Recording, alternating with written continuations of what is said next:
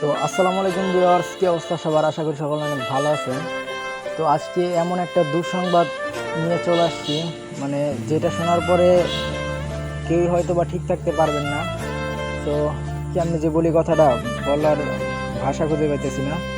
যাই হোক, আজ থেকে প্রায় 2 থেকে 2.5 বছর আগে আমাদের টাঙ্গাইলের গৌরব কৌতুক সম্রাট আহসান আলী ভাদাইমা উনি আমাদের মাঝ থেকে চলে গেছে। তো আর যে বাকি একজন মেন ক্যারেক্টার ছিল আমাদের রবিচন্দ্র কাকা, উনি আজকে বিকেলে 4টা-5টার দিকে তার নিজ বাসভবনে ইন্তেকাল করেছেন। তো তার আত্মার মাগফিরাত কামনা করবেন সবাই, তার জন্য দোয়া করবেন, আল্লাহ তাআলা যেন তাকে জান্নাতবাসী করে। ব্যাস এটুকুই বলার ছিল।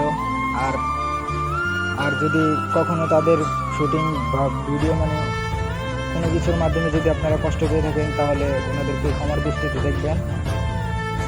এইটুকুই বলার ছিল। ধন্যবাদ।